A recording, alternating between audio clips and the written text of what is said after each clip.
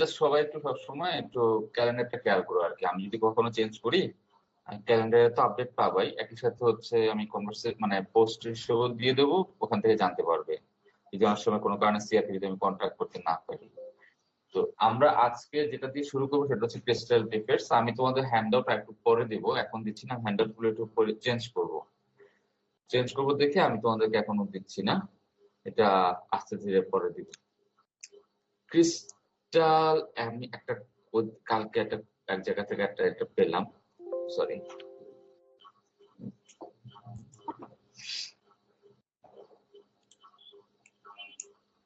কাল একটা কথা পেলাম যে কলিন হামফ্রেজ নাম, নিচে অংশ একটু কেটে গেছে। Crystals are like people, it is the defects in them which tend to make them interesting.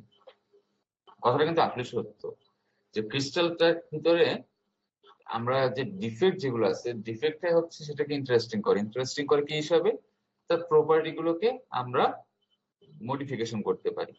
তার যে বিভিন্ন রকম প্রপার্টিস আছে, অপটিক্যাল হতে পারে, মেকানিক্যাল হতে পারে, ম্যাগনেটিক হতে পারে, অন্য যে কোনো প্রপার্টি হোক, এই প্রপার্টি গুলোকে মডিফিকেশনটা হচ্ছে ডিফেক্টের কারণেই হচ্ছে, না হলে তো শুধু একটা পারফেক্ট ক্রিস্টালই ছিল, ডিফেক্টে তাকে ইমপারফেক্ট করে দেয়।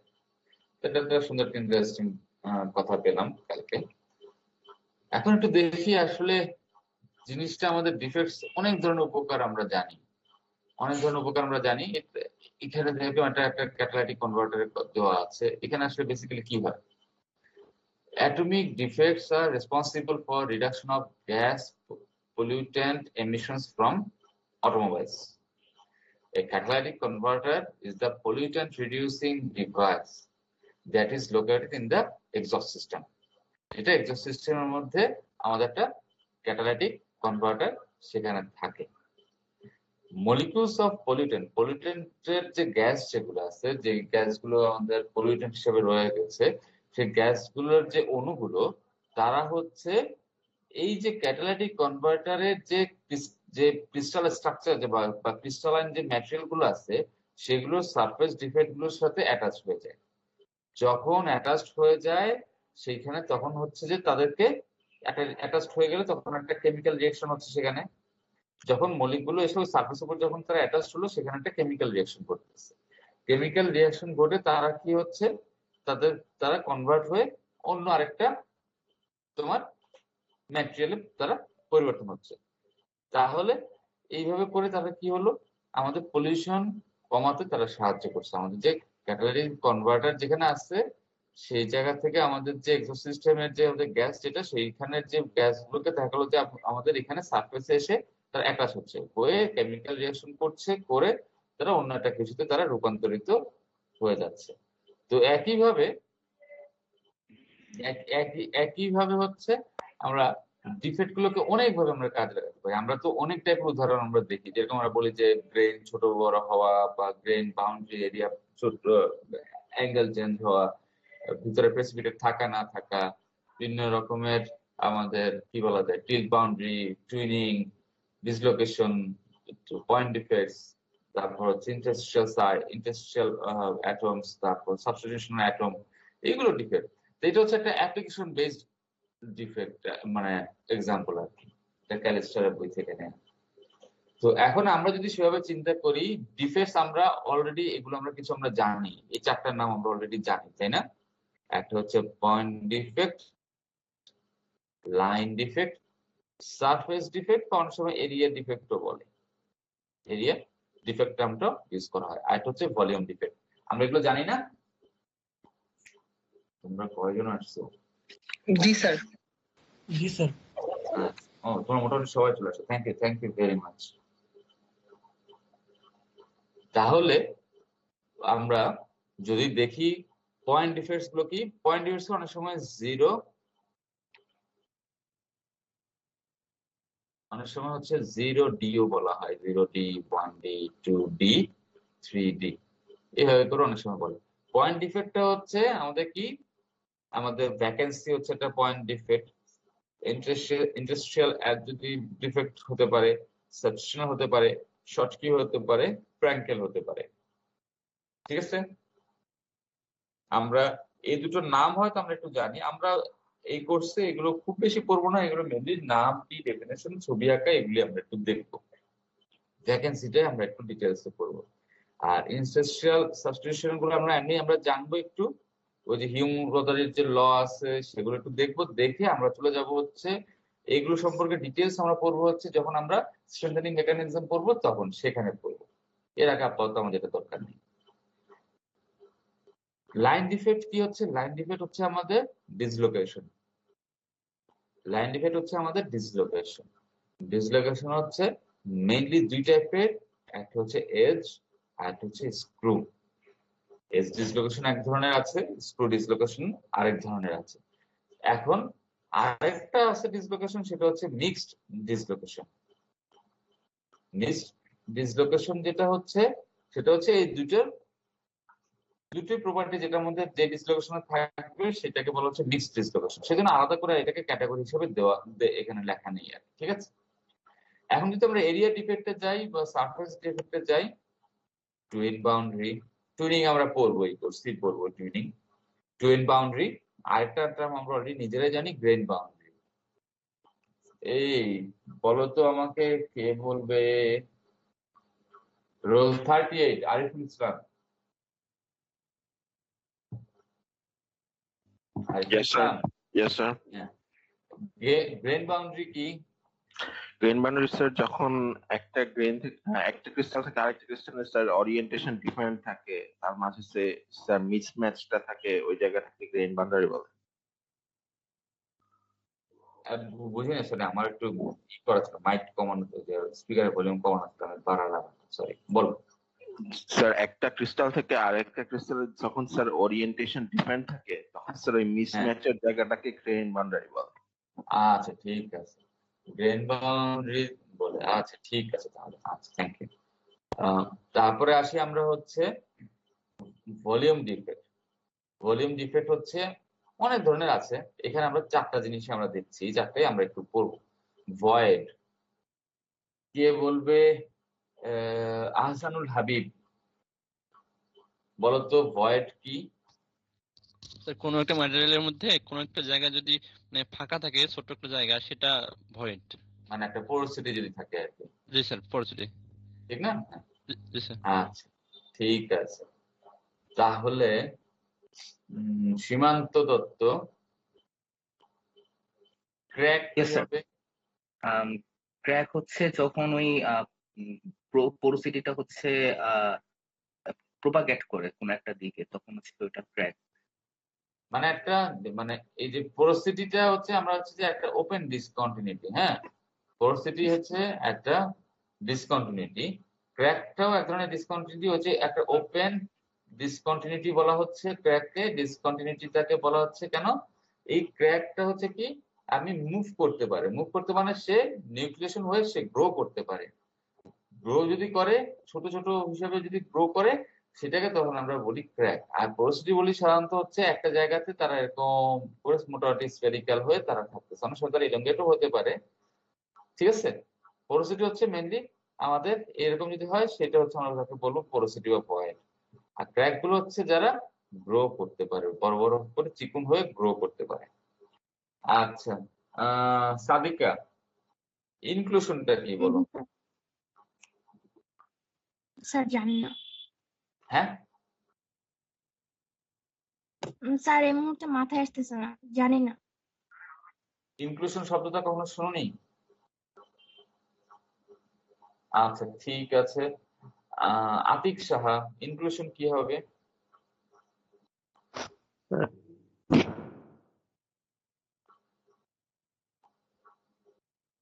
আমরা ইনক্লুশন শব্দটা শুনিনি কেউ? স্যার এক্সটার্নাল কোন বডি যদি ক্রিস্টালের মধ্যে মানে হ্যাঁ, ঢুকে। ইনক্লুশন মানে কি, আমি তাকে ঢুকাই দিচ্ছি, তাই না? জি স্যার। এখন যেরকম হতে পারে, আমরা মনে করো আনফরচুনেটলি আমাদের ওই যে, আমরা তো সলিডিফিকেশন কিভাবে হয় আমরা জানি, ঠিক না? সলিডিফিকেশন যখন হয় তখন কি হয়, উপরে একটা স্ল্যাগ তৈরি হয় না, অক্সাইড গুলো সবগুলো পাতলা পাতলা হালকা ডেন্সিটি অক্সাইড গুলো মোল্টেনের উপরে, মোল্টেন লেয়ার লিকুইডের উপরে, এটা যদি লিকুইড হয়, লিকুইডের উপরে যে এভাবে করে জমা হয়ে যাচ্ছে, তাই না? অক্সাইড হয়ে যাচ্ছে না? হ্যাঁ জি স্যার। জি স্যার। হুম বলবে না, হ্যাঁ বলবে। হু বলো কে? জি স্যার। ঠিক আছে, এই যে এই টাইপের করে এগুলো কোনো কারণে সলিডিফিকেশন হলো, তারপরে আমরা যে সাধারণত এইটা তো আমরা ফেলে দিই, উপরে এটা ডিসকার্ড করে দিই। হ্যাঁ, কোনো কারণে যদি এখান থেকে কিছু থেকে যায় ভিতরে, সেগুলো হচ্ছে আমাদের ইনক্লুশন। ঠিক আছে, সেগুলো হচ্ছে আমাদের ইনক্লুশন। এটা হচ্ছে ইনক্লুশন একটা উদাহরণ। আর অনেক ধরনের ইনক্লুশন আছে, জাস্ট একটা কমন উদাহরণ দেখলাম যে স্ল্যাগ হিসেবে যে অক্সাইড গুলোকে আমরা বের করে দিচ্ছিলাম, সেগুলো মনে করো একটু অংশ ভিতরে রয়ে গেল, বা ওয়েল্ডিং করলাম, ওয়েল্ডিং করার সময় আমাদের ভিতরে ওখানে কিছু রয়ে গেল, সেটা হচ্ছে আমাদের কি বলবো, সেটা কি হচ্ছে আমরা আমাদের ইনক্লুশন হিসেবে থেকে যাচ্ছে। মনে করো ওয়েল্ডিং করলাম, ওয়েল্ডিং করে কি আছে, জোড়া দিলাম না, মনে করো এই জায়গাটা জোড়া দিলাম, এই জোড়াটাতে আমাদের অক্সাইড চলে আসলো, ওয়েল্ডিং রড থেকে কিছু ফ্লাক্স চলে আসলো, সেভাবে করে ম্যাটেরিয়ালের ভিতরে তখন কি হলো, এভাবে করে ইনক্লুশন চলে আসতেছে। বা আমরা কাস্টিং করার সময় দেখা গেলো যে ওখানে বেশ একটু ডিফারেন্ট নন মেটালিক কিছু কম্পাউন্ড ওখানে ডেভেলপ করে যাচ্ছে, সেগুলো হচ্ছে আমাদের ইনক্লুশন। প্রেসিপিটেট কি, কে বলতে চাও? কে বলতে চাও প্রেসিপিটেট সম্পর্কে?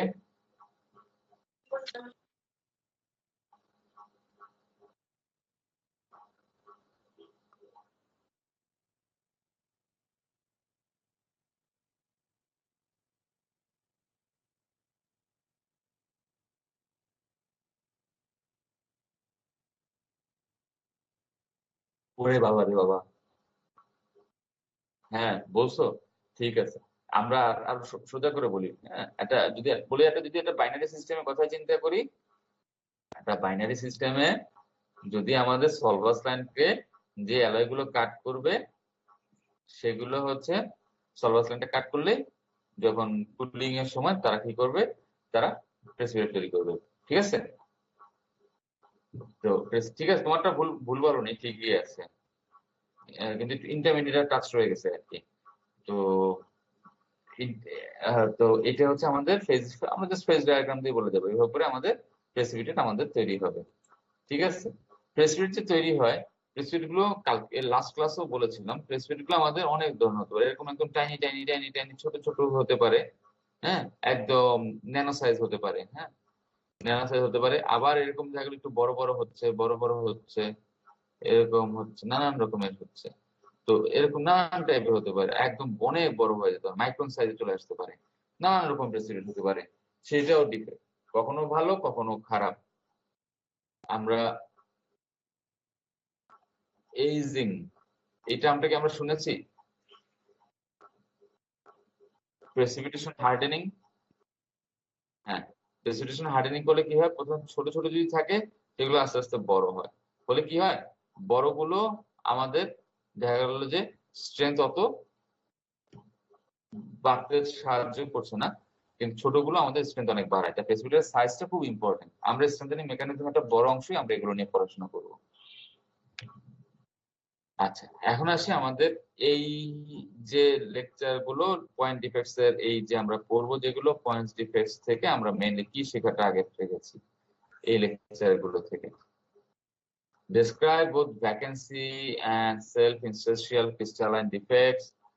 শুধু ভ্যাকেন্সি ক্রিস্টালাইন ডিফেক্টস না, একসাথে আমরা ভলিউম ডিফেক্টসও দেখবো। আমরা এই সারফেস ডিফেক্টস গুলো আমরা একটু কম দেখবো, আর লাইন ডিফেক্ট এখানে আমরা পড়বোই না, লাইন ডিফেক্ট আমরা পরের চ্যাপ্টারে পড়বো। মেইনলি এখানে আমাদের টার্গেট হচ্ছে সেলফ ইন্টারেস্ট্রিয়াল না, এটা আগে আগে ছিল, এটা কমায় ফেলছি আমি এখন। মেইনলি হচ্ছে আমরা ভ্যাকেন্সি দেখবো, আর অন্যান্য ডিফেক্ট গুলো কি সেটা একটা ওভারভিউ করবো। আমরা ইকুইলিব্রিয়াম নাম্বার অফ ভ্যাকেন্সি, আমরা সেটার একটা এক্সপ্রেশন আমরা শিখবো।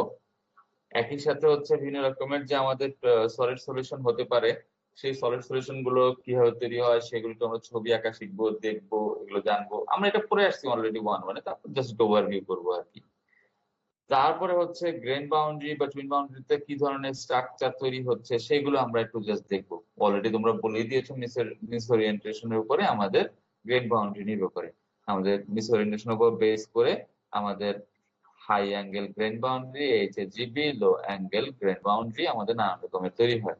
হাই অ্যাঙ্গেলের গ্রেন বাউন্ডারি হচ্ছে যদি 15 ডিগ্রি থেকে বেশি হয় সেটা হাই অ্যাঙ্গেল, 15 ডিগ্রি থেকে সাধারণত কম হলে সেটাকে লো অ্যাঙ্গেল গ্রেন বাউন্ডারি বলা হয়।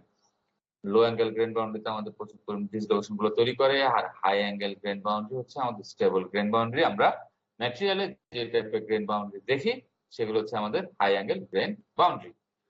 তাহলে যদি এখন আমরা যাই, তাহলে আমরা এখানে আমরা টার্গেট কি, আমরা ভ্যাকেন্সিটা মেনলি শিখবো, ইকুইলিব্রিয়াম নাম্বার অফ ভ্যাকেন্সি দেখবো, করে লাস্টে আরেকটা কথাটা লিখতে মনে নাই, আমরা প্রবলেমস করবো।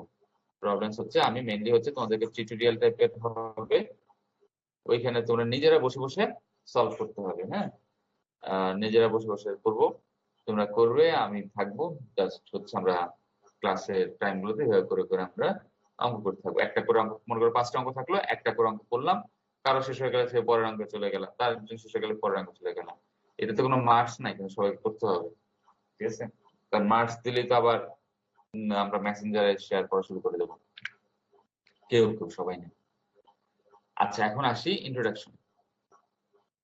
রিয়েল ক্রিস্টাল, আমরা বাস্তবে আমরা অনেক সময় পিওর ক্রিস্টাল পড়তেছি, বা আমরা ক্রিস্টালোগ্রাফিতে ক্রিস্টাল পড়ে আসছি, সেগুলো ছিল আমাদের থিওরিটিক্যাল ক্রিস্টাল। রিয়েল ক্রিস্টালস আর নেভার পারফেক্ট, তারা কখনোই পারফেক্ট হবে না। ডিফেক্টস এন্ড অন্যান্য ইমপারফেকশন সেটার ভিতরে অবশ্যই থাকবে। যে ডিফেক্টস এবং ইমপারফেকশন গুলো একই টার্ম বলতে পারি, এন্ড অর বলা যায়, হ্যাঁ, স্ল্যাশ দিয়ে বলা যায়, affect their physical properties, chemical properties, mechanical properties and electronic properties. মোটামুটি সব ধরনের প্রপার্টিকেই আমরা ডিফেক্টস গুলো পরিবর্তন করে, মডিফাই করার সামর্থ্য রাখে।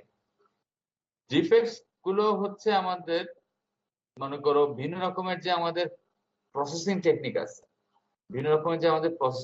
আছে, যেরকম annealing, precipitation hardening, diffusion, sintering, oxidation, এগুলো যদি আমরা বলি, সেগুলোকেও তারা, সেগুলো প্যারামিটার গুলো কি হবে সেটাও তারা কিন্তু ঠিক করাতে তারা একটা বড় একটা রোল প্লে করে। অ্যানেলিং করব, আমাদের গ্রেন বাউন্ডারি এরিয়া বেড়ে যাবে না কমে যাবে, প্রেসিপিটেশনের সাইজ ছোট হবে না বড় হবে, ডিফিউশনের রেট কি হবে, ডিফিউশন পুরোটাই হচ্ছে, ডিফেক্ট না থাকলে ডিফিউশন হবে না, যদি ভ্যাকেন্সি না থাকে কোনো ডিফিউশন হবে না। তো সিন্টারিং কিভাবে হবে, একইভাবে ভ্যাকেন্সি লাগবে। অক্সিডেশন কি হবে না হবে, কেস হার্ডেনিং, যদি আমরা হিট ট্রিটমেন্ট অন্যান্য বলি, কেস হার্ডেনিং এর নাম শুনেছি না? এই টাইপের ঘটনা যাই বলি, কোনটা কি হবে না হবে সেগুলো হচ্ছে একটা বড় একটা, সেগুলোর কতটুকু আমি অ্যাচিভ করতে পারবো সেগুলো সবকিছু আমাকে ডিফেক্টস আমাকে ডিটারমাইন করে দিবে। তার মানে কি ডিফেক্টস, তার মানে এই না, যদিও টার্মসটাকে নেগেটিভ মনে হয়, ডিফেক্টস থাকা মানে এই না যে তারা প্রপার্টি গুলোকে আমার নষ্ট করে দিবে। দেয়ার আর মেনি সিচুয়েশনস, অনেক ঘটনা আছে, অনেক সিচুয়েশন আছে, আমি যদি কেয়ারফুলি কন্ট্রোল করি ডিফেক্টস কে, তাহলে হচ্ছে আমরা আমাদের পার্টিকুলার একটা ক্যারেক্টারিস্টিক্স আমরা পেতে পারি। যেরকম আমি চাই 500 মেগাপাস্কেল আমাকে আনতে হবে, আমি যদি ডিফেক্ট গুলোকে আমি যদি পার্টিকুলার রেটে তাকে ডিফর্মেশন করি, আমি ডিসলেশন ডেনসিটিকে যদি আমি পরিবর্তন করি। হ্যাঁ বলো কৌশিক। স্যার কেস হার্ডেনিং জিনিসটা কি আসলে জানি না। কেস হার্ডেনিং হচ্ছে আমাদের এই যে মনে করো আমার তো যে একটা বল বিয়ারিং, হ্যাঁ, তার সারফেস কে আমি হচ্ছে, বা গিয়ার, হ্যাঁ, একটা গিয়ারের সারফেস কে আমি একটু আলাদা করে কার্বোনাইজিং করে দিলাম, নাইট্রেটিং করে দিলাম, করে একটা কার্বনের একটা লেয়ার এখানে বাইরে একটা সারফেসে তৈরি করলাম, ঠিক আছে? সেটাকে বলা হচ্ছে কেস হার্ডেনিং। এটা হিট ট্রিটমেন্ট পড়াশোনা করো, পড়ুয়া না, মানে আমি বাইরে থেকে একটা হার্ডেন একটা লেয়ার তৈরি করলাম। মানে আমি কি করতে পারি, চাইলে পুরো জিনিসটাকে আমি হার্ডেন করে ফেলতে পারি না? হিট ট্রিটমেন্ট করে, নর্মালাইজিং করে আমি করতে পারি, হার্ডেনিং করে করতে পারি। আর কেস হার্ডেনিং হচ্ছে শুধুমাত্র আমি ওগুলো করবো না, আমি শুধুমাত্র সার্ফেসটাকে করবো। সার্ফেসটাকে মনে করো হয়তো আমি 200 মাইক্রন 300 মাইক্রনের একটা লেয়ার করলাম। যেরকম একটা কমন একটা উদাহরণ আছে, কেস হার্ডেনিং ডাইরেক্ট না, আমরা তো টিএমটি বারের নাম শুনেছি সবাই, তাই না? জি স্যার। টিএমটি বারের ক্যারেক্টারিস্টিক্সটা কি? এটা যদি একটা ক্রস সেকশন যদি চিন্তা করি, ক্যারেক্টারিস্টিক্সটা কি, মানে কি কারণে এটা আমরা টিএমটি বারে আমরা স্পেশালি এটাকে কেন বলছি বাংলাদেশে, হচ্ছে তার বাইরে দিয়ে একটা মার্টেনসাইটের লেয়ার তৈরি হচ্ছে। মার্টেনসাইট আমরা পড়ে আসছি না? জি স্যার। মার্টেনসাইটের একটা পাতলা একটা লেয়ার তৈরি হচ্ছে। লেয়ারের থিকনেসটা কত হয় আমার মনে নেই, ভুলে গেছি আমি। 1 মিলিমিটার বেশি না মনে হয়। একটা মার্টেনসাইট একটা লেয়ার তৈরি হচ্ছে। কিভাবে তৈরি করছি? আমরা জানি কি স্টিলকে যদি আমরা কোয়েন্স করি মার্টেনসাইট তৈরি হবে, তাই না? জি স্যার। মার্টেনসাইট কি থেকে তৈরি হয়? অস্টেনেট থেকে নাকি ফেরেট পারলাইট থেকে? অস্ট্রেলিয়া থেকে। Very good. তাহলে আমাদের এই যে টিএমটি তে কি করা হচ্ছে, সারফেসটা কেস হার্ডেনিং হচ্ছে, শুধু সারফেসটাকে আমরা মার্টেনসাইট করে দিচ্ছি। সারফেসটাকে মার্টেনসাইট, ভিতরে হচ্ছে ফেরেট প্লাস পারলাইট। কিভাবে করলাম? আমরা গরম অবস্থাতে রোলিং করলাম। রোলিং করার পরে গরম থাকতেছে না, 800-900 ডিগ্রিতে গরম থাকছে। ওই গরম থাকা অবস্থায় তার সাথে আমি ওয়াটার স্প্রে করলাম। যখন গরম থাকে তখন সে কি থাকে, পুরো অস্টেনেট ছিল না? জি স্যার।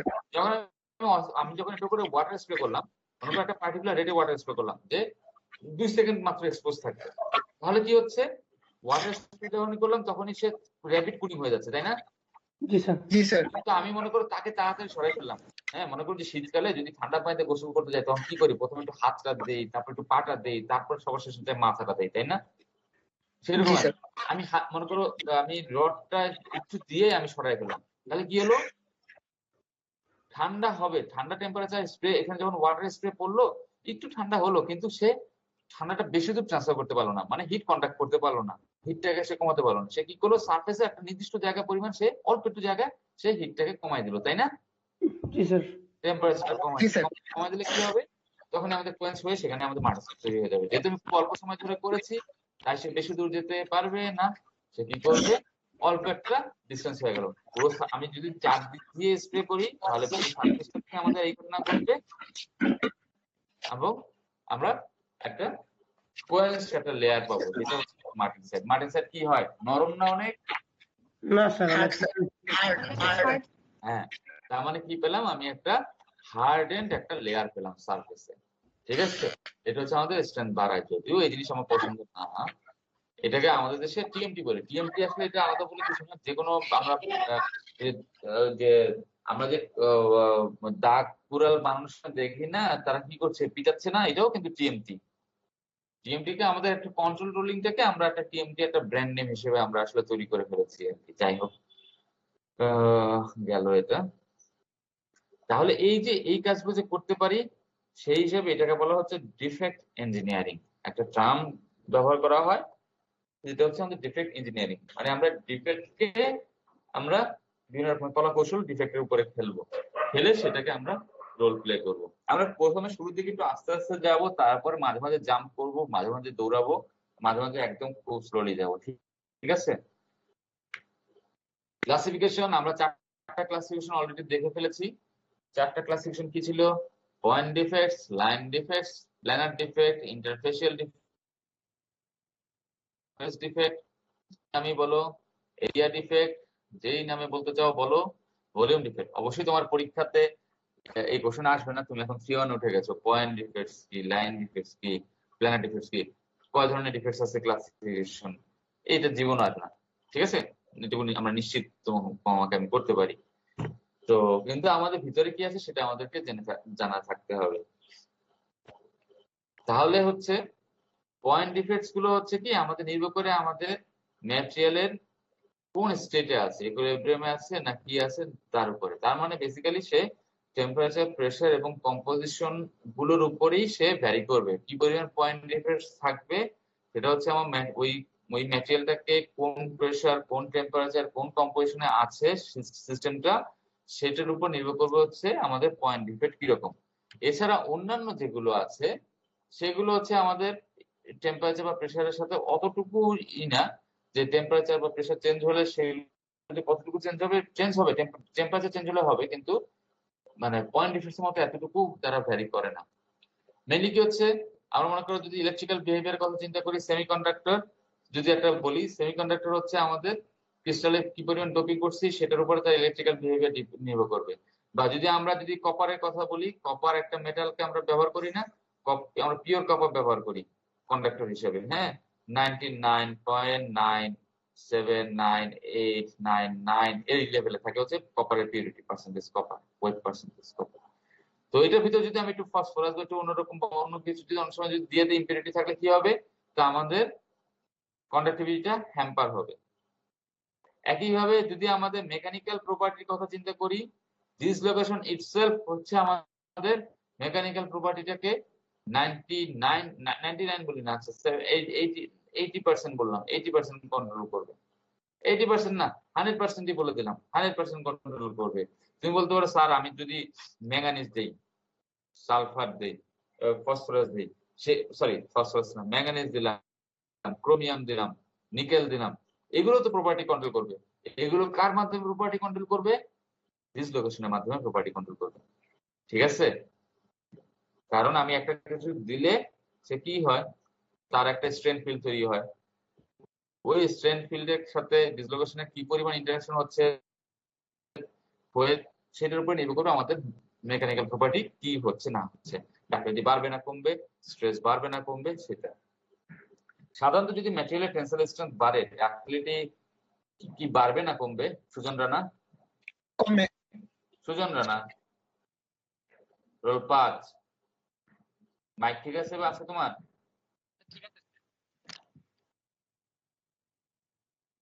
হ্যালো বাড়বে না কমবে শুধু এটুকু বলো। স্যার, স্যার কমবে। কমবে বলেছো না বাড়বে বলেছো? বুঝি নাই। স্যার কমবে। কমবে, আচ্ছা ঠিক হ্যাঁ আছে। স্যার, এটা ছোট হয়ে যাবে। আচ্ছা এনার্জি। ঠিক আছে। এই তারিফ, তুমি কি ওর সাথে একমত? মোহাম্মদ তারিফ, জি স্যার। 47। জি স্যার। স্যার কোশ্চেনটা আরেকবার করলে ভালো হতো। কোশ্চেনটা করলাম, একটা ম্যাটেরিয়ালে যদি আমাদের স্ট্রেংথ বাড়ে তার ডাক্টিলিটি কি বাড়বে না কমবে? স্ট্রেংথ বাড়লে স্যার ডাক্টিলিটি স্যার বাড়ার কথা। বাড়বে স্যার। বাড়বে। জি স্যার। আচ্ছা ঠিক আছে। নাজমুল কবির, জি স্যার। এই বলো তো তারিফ ঠিক বলেছে না ভুল বলেছে, বা ওর কথাটাকে তুমি কোনো একটা এক্সাম্পল দিয়ে এক্সপ্লেইন করতে পারবে? স্যার স্ট্রেংথ বাড়লে ডাক্টিলিটি কমবে স্যার, কারণ তখন আমাদের শেপ চেঞ্জ করার জন্য বেশি এনার্জি।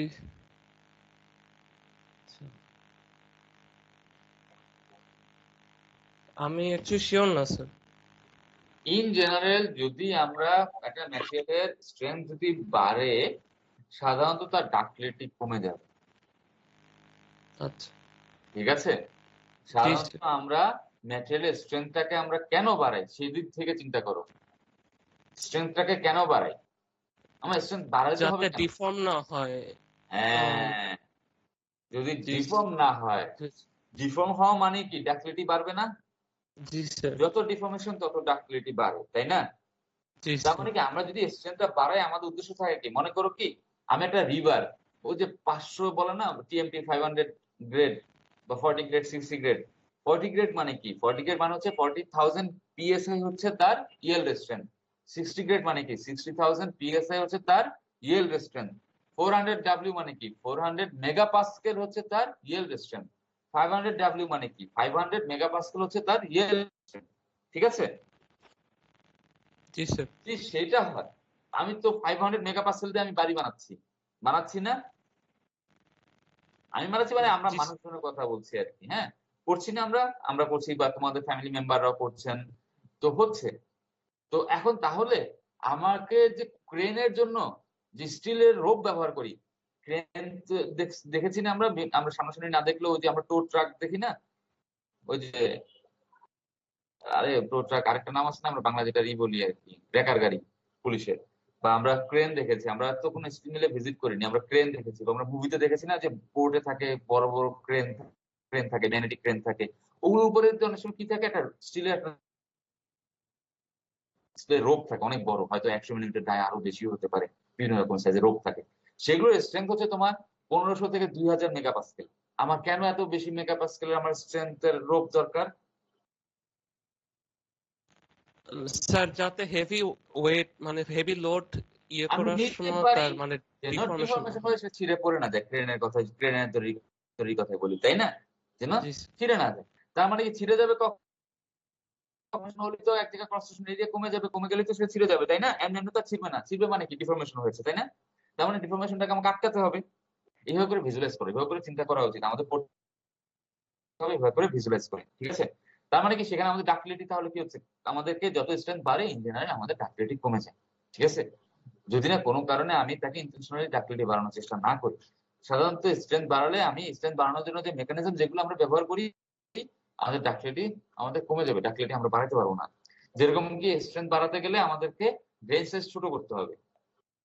হ্যাঁ, গ্রেন সাইজ ছোট করলে আমাদের তখন কিন্তু আমরা এমনি আমরা কিন্তু ডাক্টিলিটি আমাদেরকে কমে যাবে। হার্ডনেস যতই হয়ে যাচ্ছে, ডিসটেন্স বেড়ে যাচ্ছে, ডিসলোকেশনের মুভমেন্ট তত বারবার বাধা পাবে, কারণ গ্রেন বাউন্ডারি এরিয়া বেড়ে যাচ্ছে, মানে অনেক বেশি গ্রেন বাউন্ডারি এরিয়া চলে আসবে, তাই আমাদের ডাক্টিলিটি কমে যাবে। আবার যদি গ্রেন সাইজ বড় থাকে তখন আবার স্ট্রেংথ আমার কম থাকবে। ওই যে অ্যানেলিং বলেছিলাম না, এই যে একটু আগে কই জানি বলেছিলাম, অ্যানেলিং এই যে অ্যানেলিং বলেছিলাম না এখানে,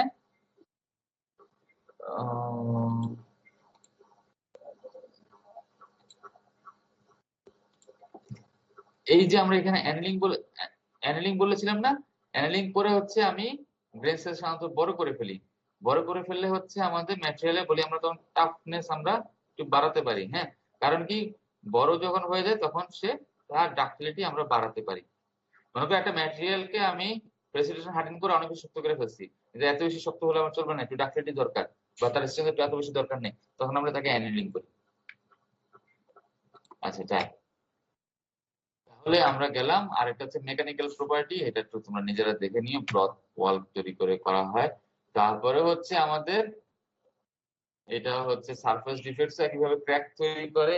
আমরা ওই যে মনে করো একটা গ্লাস আমরা কিন্তু সহজে ভাঙতে পারি না, তখন আমরা কি করি, সারফেসে আমরা একটা নচ ক্রিয়েট করি, করি না? একটা নচ ক্রিয়েট করে তারপর দিয়ে একটা মোচড় যায় ভেঙে, যেটা আমরা ইম্প্যাক্ট টেস্ট থেকে আমরা জানি। ইম্প্যাক্ট টেস্ট যখন করি আমরা তখন কি বানাই, 10x10 টাইমস 55 মিলিমিটার সাইজের আমরা স্যাম্পল বানাই না? জি স্যার। বানিয়ে তার মধ্যে একটা 2 মিলিমিটার ডেপথের একটা আমরা নচ ক্রিয়েট করি, 45 ডিগ্রি অ্যাঙ্গেল নচ টিপের আমরা একটা নচ তৈরি করি না, যেটা হচ্ছে যে আমাদের 2 মিলিমিটার ডেপথে আমরা একটা নচ তৈরি করি, করে তারপরে দেই তার একটা বাড়িটা দিলে কি হয়, ভেঙে যাচ্ছে। কিন্তু আমরা নচটা কেন তৈরি করলাম, আমরা এনশিওর করি যেন ওইখান থেকে ভেঙে যায়। আমরা ওই যে দোকানে যে গ্লাস কাটে দেখেছেন, একটা ডায়মন্ডের স্ক্র্যাচ ফেলে, ডায়মন্ড দিয়ে একটা স্ক্র্যাচ ফেলে তারপরে চাপ দেয়, ভেঙে যাচ্ছে। তার মানে কি হচ্ছে, আমরা ডিফেক্ট আমাদের কি করলো, আমাদের এই যে ডিফেক্ট বলি বা ক্র্যাক যদি বলি, ক্র্যাক হচ্ছে ভিজুয়াল ম্যাটেরিয়ালকে তার থিওরিটিক্যাল ক্লিভেজ স্ট্রেংথ, থিওরিটিক্যাল শিয়ার স্ট্রেংথ বলি বা ক্লিভেজ স্ট্রেংথ বলি বা থিওরিটিক্যাল স্ট্রেস, যেটা ওটা পড়বো আমরা পরে, সেইটা আমাদেরকে অ্যাচিভ করতে দেয় না। ক্র্যাক যদি থাকে ব্রিটল ম্যাটেরিয়ালে, যতই তার হাই স্ট্রেংথ থাকুক তা অল্প স্ট্রেংথে সে ভেঙে যায়। আবার ডিসলোকেশন কি করে, ডিসলোকেশন একটা ডাক্টাইল ম্যাটেরিয়ালকে তার থিওরিটিক্যাল শিয়ার স্ট্রেংথ অপেন করা থেকে প্রিভেন্ট করে। মানে ডিসলোকেশন থাকার জন্য একটা ম্যাটেরিয়াল যেটাকে তার থিওরিটিক্যালি আমি যে পরিমাণ তার স্ট্রেস তার ভিতরে থাকার কথা, ডিসলোকেশনের মুভমেন্ট সেটাকে বাধা দেয়। তো একইভাবে এই কথাটা একটু কনফিউজিং মনে হবে, এগুলো আমরা একটু আস্তে আস্তে আরো ক্লিয়ার হয়ে যাবে। হ্যাঁ, ক্র্যাক থাকলে আমাদের তার ভিতরে যে থিওরিটিক্যাল যে ক্লিভেজ স্ট্রেংথ, ব্রিটল ম্যাটেরিয়াল আমরা ক্লিভেজ বলি আর কি, ক্লিভেজ স্ট্রেংথ যেটা, যে থিওরিটিক্যাল ক্লিভেজ স্ট্রেংথ অ্যাচিভ করতে বাধা দেয়, তার আগে সে ফেল করে দিচ্ছে। আর ডিসলোকেশন গুলো কি করে, আমাদের যদি ডাক্টাইল ম্যাটেরিয়াল যদি হয়, তার যে থিওরিটিক্যাল স্ট্রেংথ যেটা, এটার বেলায় বলা হচ্ছে শিয়ার স্ট্রেংথ। হ্যাঁ, এই শিয়ার স্ট্রেংথ অ্যাচিভ করতে তারা বাধা দিচ্ছে। তাহলে পয়েন্ট ডিফেক্ট আমাদের কি, আমরা এইটুকু গেল, আমরা সামারি শেষ, এখন আসি আমরা পয়েন্ট ডিফেক্ট, আমরা একটু ডিটেইলস আমরা করব। পয়েন্ট ডিফেক্টস হচ্ছে আমাদের একটা পারফেক্ট ক্রিস্টাল যেখানে আমরা রেগুলার আমাদেরকে এইভাবে করে করে করে করে বসে যাবে ল্যাটিসে, এরকম আমরা সাধারণত পাই না, কিছু ডিফেক্ট থাকবে। ডিফেক্টের কমন ডিফেক্ট হচ্ছে আমাদের পয়েন্ট ডিফেক্ট। তো আমাদের পয়েন্ট ডিফেক্ট গেল, পয়েন্ট ডিফেক্ট আমাদের হলো। তো আমরা এখন আসলাম পয়েন্ট ডিফেক্ট, যেগুলো হচ্ছে মেইনলি আমরা হাই টেম্পারেচারে আমরা পয়েন্ট ডিফেক্ট আমরা বেশি পাই। এই পয়েন্ট ডিফেক্ট গুলো আমাদের সবচেয়ে কমন ডিফেক্ট হচ্ছে ভ্যাকেন্সি। ভ্যাকেন্সিটা কোথায় হলো, মনে করো যখন তারা ওই জাম্প করতে থাকলো, টেম্পারেচার বাড়লে কি হয়, তারা এক জায়গায় বসে বসে তারা ভাইব্রেট করতে থাকে না, তার ল্যাটিস সাইডে বসে বসে অ্যাটম গুলো ভাইব্রেট করতে থাকে তারা কি করে, ডিফিউশনের কারণে তারা জাম্প করে পজিশন চেঞ্জ করতে পারে। এই পজিশন চেঞ্জ করতে যায় তারা কি করতে পারে, তারা যখন নতুন জায়গাতে যায় আবার বসতে গেল, বসতে যেয়ে তারা পিছনে একটা এমটি সাইট রেখে গেল, এমটি সাইটটাকে বলা হচ্ছে ভ্যাকেন্সি। ভ্যাকেন্সি থাকার কারণে শুধুমাত্র ডিফিউশন ঘটতে পারবে। ডিফিউশন কি? ডিফিউশন থেকে আমরা জানি mass transport by atomic movement. Mass transport, mass মানে কি, এখানে হচ্ছে আমাদের অ্যাটম। হ্যাঁ, আমাদের যে ডিফিউশন হবে একমাত্র ভ্যাকেন্সির মুভমেন্টের কারণে আমাদের ডিফিউশন হবে। ভ্যাকেন্সি না থাকলে আমরা ডিফিউশন করাতে পারবো না। সেজন্য ডিফিউশন করতে আমাদের হাই টেম্পারেচার লাগে। সাধারণত আমরা হাই টেম্পারেচার লাগে না ডিফিউশন করতে গেলে। সেটাই, আজকে এখানে একটু স্টপ করতেছি আমি, আজকে আর বেশি দূর যাবো না। আমি তোমাদের অ্যাটেন্ডেন্সটা নিয়ে নিই। স্যার আগের পেজে একটা জিনিস আবার একটু বুঝাবেন? হ্যাঁ হ্যাঁ, আসলে স্যার আগের পেজে স্যার, স্যার ওই যে লাস্ট লাইনটা আবার একটু যদি বলতেন। কোনটা? এই স্লাইডে? স্যার লাস্টের স্লাইডের আগের স্লাইডটা ঠিক। এটা স্যার থিওরিটিক্যাল, জি স্যার থিওরিটিক্যাল ক্লিভেজ স্ট্রেস যে বললেন বা থিওরিটিক্যাল শিয়ার স্ট্রেস, মানে এটা দিয়ে আসলে কি বুঝাইতেছে? ও আচ্ছা, এটা হচ্ছে আমরা পড়বো, আমরা হচ্ছে একটা ম্যাচ, মনে করো আমরা যখন আমরা সামনে পড়বো স্ট্রেংথ আমরা ডেভেলপ করব, মানে হচ্ছে যে মনে করো এই অ্যাটম গুলো, অ্যাটম এই মনে করো অ্যাটমিক পয়েন্ট গুলো আসছে, হ্যাঁ, এটাকে আমরা যখন ব্রেক মানে এটাকে আমরা মুভমেন্ট করাতে হলে মনে করো পুরো একটা প্লেনকে যদি আমি স্লাইড করাতে পারি তাহলে হচ্ছে তার ভিতরে মুভমেন্ট হবে। সেটাকে বলা হচ্ছে থিওরিটিক্যাল ক্লিভেজ স্ট্রেসও বলতে পারো, থিওরিটিক্যাল শিয়ার স্ট্রেসও বলতে পারো। ব্রিটল ম্যাটেরিয়ালের বেলায় বলা হচ্ছে থিওরিটিক্যাল ক্লিভেজ স্ট্রেস, আর ডাক্টাইল ম্যাটেরিয়ালে বলা হচ্ছে শিয়ার স্ট্রেস। কারণ কি, ডাক্টাইল ম্যাটেরিয়ালের ভিতরে ডিসলোকেশনের মাধ্যমে মুভমেন্ট হয়, ডিসলোকেশন মুভ করে শিয়ার স্ট্রেসের দ্বারা ইনডিউসড হয়ে। মানে আমরা বাইরে থেকে আমরা টেনসাইল দিলাম বা কম্প্রেসিভ দিলাম যাই দেই, এটার ভিতরে যে শিয়ার কম্পোনেন্ট যেটা তৈরি হবে, এই শিয়ার স্ট্রেসটা হচ্ছে আমাদেরকে ডিসলোকেশনকে মুভ করায়। তো এই একটা ম্যাটেরিয়ালের ভিতরে আমাদের কি পরিমাণ শিয়ার স্ট্রেস হতে পারে থিওরিটিক্যালি, থিওরিটিক্যাল শিয়ার স্ট্রেস কি হবে, একটা অ্যাটম গুলোকে মুভ করানোর জন্য যে পরিমাণ স্ট্রেস দরকার সেটাকে বলছি আমরা থিওরিটিক্যাল শিয়ার স্ট্রেস। অ্যাকচুয়াল ক্ষেত্রে না, মনে করো প্রতিটা সাইডে অ্যাটম বসানো আছে, ওই অ্যাটম গুলোকে যখন আমরা মুভ করাবো সেই সেই আমরাকে জাস্ট আমরা ক্যালকুলেট করে বের করতে পারি, সেটাকে আমরা বলছি থিওরিটিক্যাল স্ট্রেস। ঠিক আছে, থিওরিটিক্যাল শিয়ার স্ট্রেস বলি। আরেকটা হতে পারে থিওরিটিক্যাল ক্লিভেজ স্ট্রেস বা অনেক সময় কোহেসিভ স্ট্রেস বলা হয়। হ্যাঁ, কোহেসিভ স্ট্রেসও আমরা অনেক সময় বলি, যে আমাদের পুরো একটা প্লেনকে আমি মুভ করাতে চাই। ব্রিটল ম্যাটেরিয়াল ক্র্যাক হতে হলে আমাদের পুরো একটা প্লেনকে আমি স্লাইড করাবো। ওই স্লাইড করাতে হলে কি পরিমাণ স্ট্রেস আমার দরকার, থিওরিটিক্যালি যা দরকার সেটাকে মনে করো, থিওরিটিক্যালি তার দরকার হচ্ছে মনে করো আমি ক্যালকুলেট করে বের করলাম 1000 মেগাপাস্কেল হলে এটার ভিতরে আমি ক্র্যাক তৈরি হবে। মানে 1000 মেগাপাস্কেলের উপরে যদি আমি লোড দিই তখন তার ভিতরে প্লেন গুলোকে মুভমেন্ট হবে, হয়ে তার ভিতরে আমাদের ক্র্যাক তৈরি হয়ে যাবে, মুভমেন্ট হয়ে যাবে। কারণ মুভমেন্ট অ্যাকোমোডেট করতে না পারলে ক্র্যাক তৈরি হবে কখন, কোন একটা ভিতরে একটা শেপ চেঞ্জ হলো, শেপ চেঞ্জটাকে যদি আমি অ্যাকোমোডেট করতে না পারি তাহলে সেটার ভিতরে ক্র্যাক হয়ে যাবে। অ্যাকোমোডেট করতে না পারি মানে কি, মনে করি এই জায়গাতে একটা স্লাইড হলো, তাহলে অন্য জায়গা থেকে স্লাইড হয়ে আবার এই জায়গায় আসতে হবে, না হলে কি হবে, এই জায়গাটা একটা ক্র্যাক তৈরি হয়ে গেল না, ওপেন হয়ে গেল না, এইটাই আর কি। এখন 1000 মেগাপাস্কেলে তার ভিতরে ক্র্যাক তৈরি হওয়ার কথা, বা 1000 মেগাপাস্কেলের নিচে সে তার ইয়েল রেজিস্ট্যান্স হবে না। এখন যদি আমি একটা ক্র্যাক যদি থাকে, ক্র্যাক হচ্ছে কি হলো, একটা প্রি এক্সিস্টিং একটা কন্ডিশন আমি তার ভিতরে দিয়ে দিলাম তো কি হলো, সে দেখা গেল যে 300 মেগাপাস্কেলে সে ফেল করে যাচ্ছে, মানে তার ভিতরে ক্র্যাকটাকে প্রোপাগেট করে যাচ্ছে, প্রোপাগেট করে সে ফেল করে যাচ্ছে। তাহলে সে কি থিওরিটিক্যাল স্ট্রেংথ সে তো অ্যাচিভ করতে পারলো না, পারলো না স্যার, সেটার কথাই বলা হচ্ছে। একইভাবে বুঝতে পারছি। মনে করো এইখানেও মনে করো একটা ম্যাগনেসিয়ামের শীট বা একটা আয়রনের মনে করো তার হচ্ছে তোমার কোহেসিভ স্ট্রেংথ মনে করো হচ্ছে, মনে করো থিওরিটিক্যাল স্ট্রেংথ মনে করো হচ্ছে আহ মনে করো পাওয়া গেল 200 মেগাপাস্কেলই বলি, হ্যাঁ 200 আরো বেশি হবে, 200 মেগাপাস্কেল পেলাম। কিন্তু বাস্তবে দেখা গেল সে 20 মেগাপাস্কেল লোডেই সে মুভ করে যাচ্ছে। কারণ কি, ডিসলোকেশন থাকার কারণে সে 20 মেগাপাস্কেল লোডই সে মুভ করে যাচ্ছে। আমি যদি 20 মেগাপাস্কেল পরিমাণ তার ভিতরে স্ট্রেংথ ডেভেলপ করাই, তাহলে দেখা যাচ্ছে সে মুভ করে যাচ্ছে। সেটা হচ্ছে ডিসলোকেশনের কারণে। আর এখানে সে ফেল করে যাচ্ছে কি কারণে? ব্রিটল ম্যাটেরিয়াল গুলো ক্র্যাকের কারণে। যদি ক্র্যাক থাকে, সারফেস ক্র্যাক দিয়ে থাকে, তখন আমাদের ফেল করে যাচ্ছে। এটার কথা বলছিলাম, ঠিক আছে? জি স্যার। আচ্ছা, তাহলে আমরা এখন অ্যাটেন্ডেন্সে চলে যাই।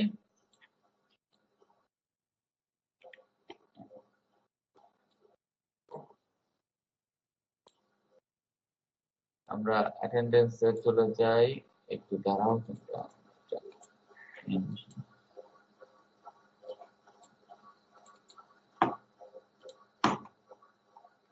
আজকে হচ্ছে